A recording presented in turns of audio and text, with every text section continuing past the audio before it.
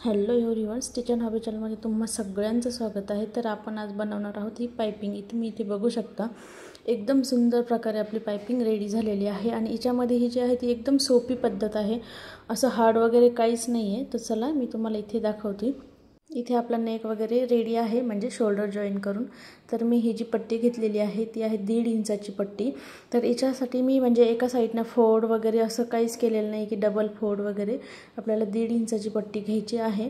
त्याच्यानंतर ही पट्टी मी सरळ म्हणजे ज्या क्रॉस कट करून घेतलेलं होतं ती तशीच सरळ लावून देते नेकच्या बाजूला साइडने लावून देते। एकदम आपल्याला फिनिशिंगमध्ये लावायची आहे, स्लो लावा तुम्ही। फक्त जो शेप आहे नेकचा तिथे व्यवस्थित लावायची आहे, म्हणजे राऊंड शेप वगैरे ज्या पद्धतीने त्याला आपल्याला व्यवस्थित लावून घ्यायचे आहे। क्रॉस पट्ट्या काढणं गरजेचं आहे, कारण की आपल्या तुम्ही इथे बघू शकता माझे खूप सारे जॉईंट आलेले आहे। मला कपडा थोडासा कमी होता तरी पण मी क्रॉसच काढून घेतलेले आहे। जॉईंट तर एकदम म्हणजे एवढूशा पाइपिंगमध्ये मला ॲटलिस्ट 6 ते 7 जॉईंट आलेले आहे। तुम्ही पण इथे बघू शकता की तुम्हाला प्रत्येक थोड्याशा अंतरावर गेले की जॉईंट दिसत आहे। माझा नेक छोटा होता तरी पण मला जॉईंटच आलेले आहे। कपडा कमी होता आणि पट्टी तर क्रॉसच पाहिजे असते। नेहमी पाइपिंगसाठी ती सगळ्यात महत्त्वाची गोष्ट आहे की तुम्हाला जी पट्टी आहे ती क्रॉसच पाहिजे असते। त्याच्यानंतर आपण बघू शकतो इथे एकदम आपण नेकच्या पद्धतीने म्हणजे नेक जसं आहे नेकच्या शेपमध्ये एकदम व्यवस्थित आपण पट्टी तशीच लावलेली आहे। मी कुठेच फोल्ड वगैरे काही केलेलं नाही। जशी 1.5 इंचाची पट्टी घेतलेली होती ॲज इट इज मी तशी लावायला चालू केलेली आहे। त्याच्यानंतर आता इथे आपण जेवढा भाग थोडंसं अर्धा इंच एक्स्ट्रा ठेवून कट करून घेतो आणि आपल्याला नेकच्या जिथे जिथे नेकचा राऊंड शेप आहे तिथे आपल्याला नॉचेस द्यायचे आहे। तर आता पूर्ण माझा नेक राऊंडमध्येच होता, फ्रंट पण आणि बॅक पण। तिथे मी सगळ्याच बाजूला थोड्याशा अंतरावर नॉचेस दिलेले आहे। एक तर 1.5 इंच 2 इंच अशा अंतरावर आपण छोटे छोटे नॉचेस देऊन घेतो।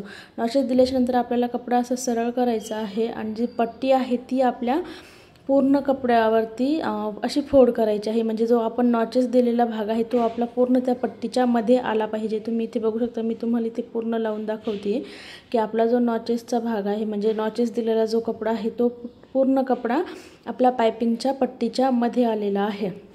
याने काय होतं, तुम्ही जेव्हा पट्टी आतमध्ये फोल्ड करताना पाइपिंग तो कट केलेला कपडा वगैरे अजिबात काही दिसत नाही आणि तुमच्या याला पाइपिंगला खालून पण फिनिशिंग एकदम छान पद्धतीने येऊन जाते।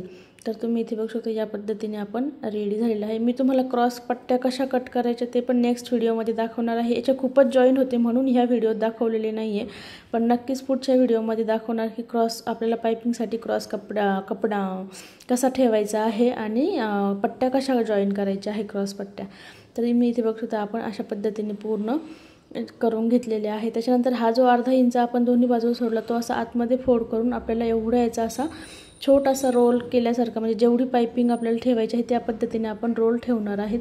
तुम्हाला जर मोठी ठेवायची असेल तर तुम्ही अजून मोठा थोडासा तिथे जी जागा आहे तिथे मोठी घेऊन ठेवू शकता, किंवा नसेल तुम्हाला मोठा ठेवायचं तर अजूनही करू शकता। तुम्ही बघू शकता इथे एकदम छान पद्धतीने पाइपिंग आपली रेडी आहे। तर अशाच पद्धतीने तुम्हाला म्हणजे पाइपिंग पूर्ण करायची आहे, जशी मी दाखवत आहे तशीच। इथे तुम्हाला जाड बारीक ठेवायचं हे तुमच्यावर आहे की तुम्हाला पाइपिंग कशी ठेवायची आहे। स्टार्टिंगला जर जाड ठेवली तर तुम्हाला पूर्ण जाड करावी लागेल। जर तुम्हाला स्टार्टिंगला छोटी करायची असेल तर छोटी ठेवायची असेल तर तुम्ही छोटी ठेवू शकता। तर तुम्ही ठेवू शकता आपण एकदम सेम म्हणजे जशी मी फ्रंटला घेतलेली होती तशीच पूर्ण बाजूला घेणार आहे।